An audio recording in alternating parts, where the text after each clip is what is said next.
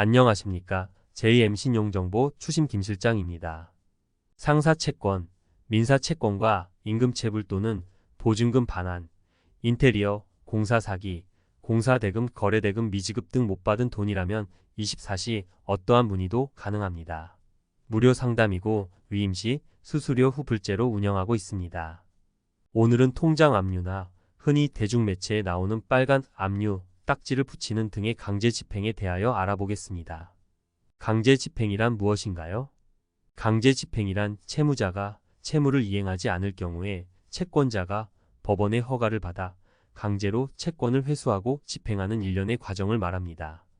이는 채권자의 권리를 보호하고 채무자의 채무 불이행을 예방하기 위한 제도입니다. 강제 집행 절차는 어떻게 이루어지나요? 채권의 강제 집행 절차는 크게 3단계로 이루어집니다. 첫째, 채권자가 법원에 채권 강제 집행 신청을 합니다. 둘째, 법원은 채권자의 강제 집행 신청이 합당한지 여부를 심사합니다. 셋째, 채권자는 법원의 허가를 받아 강제 집행을 진행합니다. 이때 채권자는 채무자의 재산을 압류하거나 경매를 통해 강제 집행을 이루어낼 수 있습니다. 강제 집행 중 부동산 압류란 무엇인가요? 부동산 압류는 채무자가 채무를 갚지 못하거나 법적인 문제로 인해 부동산에 대한 권리를 상실한 경우 채권자가 법원의 도움을 받아 해당 부동산을 압류하는 절차를 말합니다.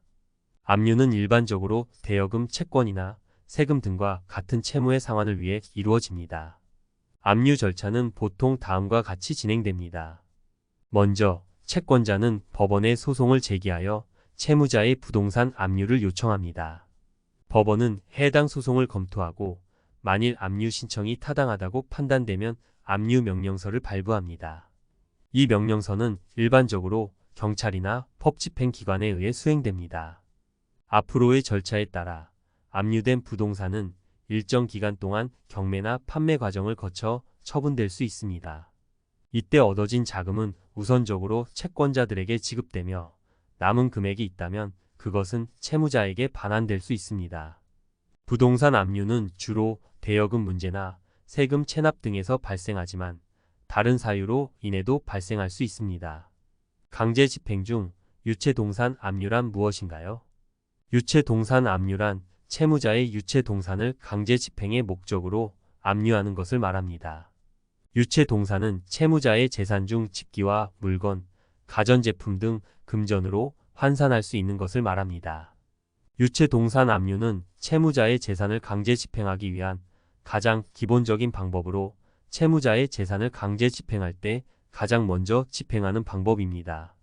유체동산 압류는 채권자가 법원에 신청하여 집행관에 의하여 집행됩니다. 법원은 채권자의 신청을 받아 채무자의 재산 목록을 작성한 후 채무자의 재산을 강제 집행할 수 있도록 집행관에게 압류 명령을 발부합니다. 집행관은 압류 명령을 받은 후 채무자의 재산을 압류하고 이를 채권자에게 인도합니다.